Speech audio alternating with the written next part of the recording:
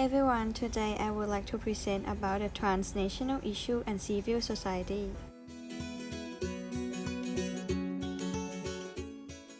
So here is an overview of this presentation.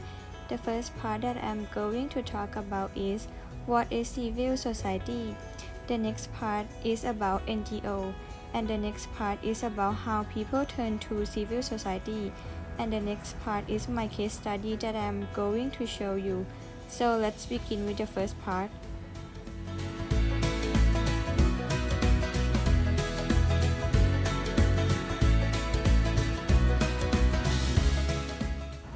What is civil society? Civil society can be defined as the third sector, which is distinct from government or business.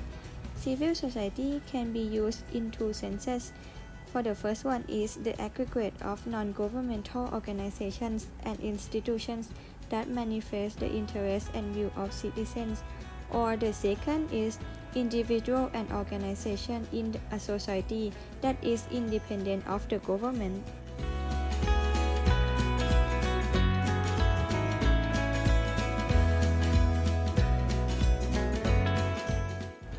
What is NGO? NGO is a non-governmental organization, or sometimes called civil society, that is generally formed independently from the government. They are typically non-profit organizations, and many of them are active in humanitarianism or the social science. They can also include clubs and associations that provide service to their members and authors. Moreover, NGO have a high degree of public trust.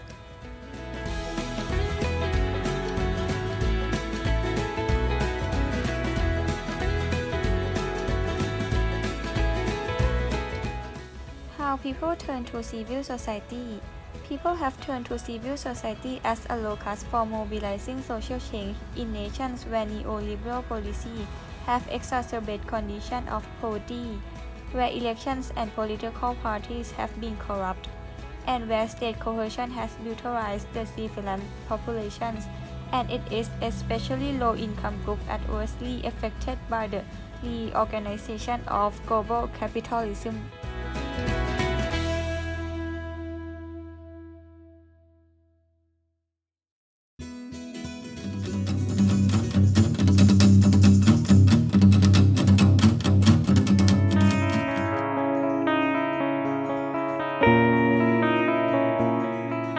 Pero dicen los compañeros, la única condición en que nosotros entregaríamos las armas es muertos.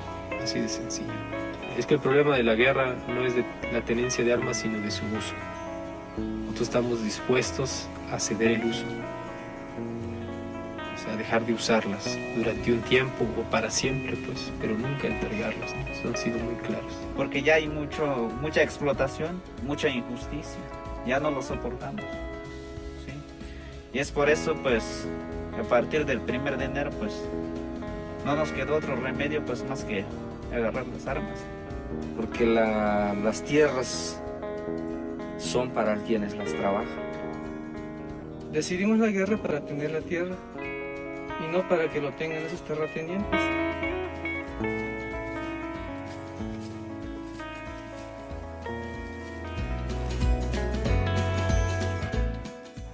So the video that I have shown is about the conflict between the Zapatista Army of National Liberation fighting against the Mexican government. The Zapatista Army of National Liberation was founded on November 17, 1983. Zapatista is comprised mainly of Chiapas indigenous people, together with some non-indigenous political leadership. The Zapatista recognize themselves as an indigenous peasant movement constituted by the diverse indigenous community of Chiapas.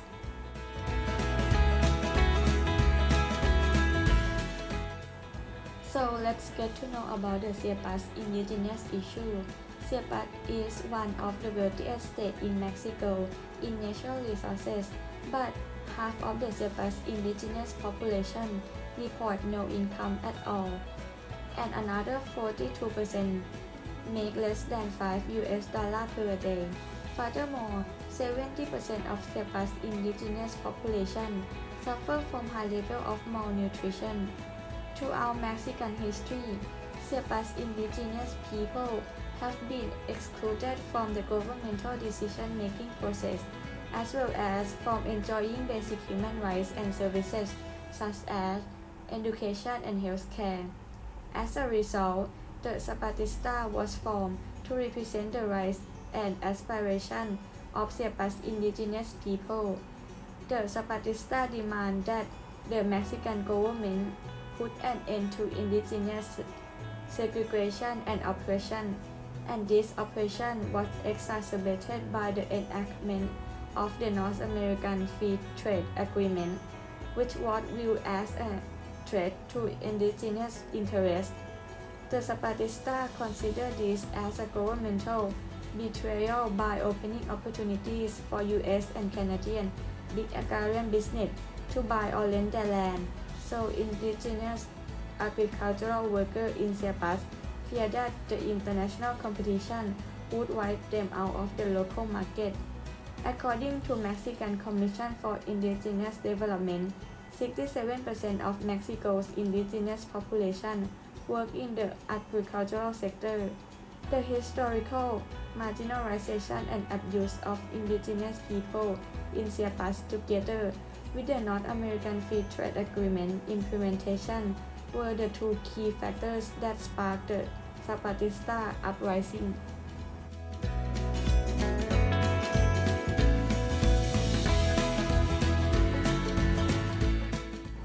On the 1st of January 1994, the Zapatista Army of National Liberation declared war on the Mexican government, demanding work, land, housing, food, health, education, independence, liberty, democracy, justice, and peace. Meanwhile, the Mexican government demanded big transitional companies and privatizations.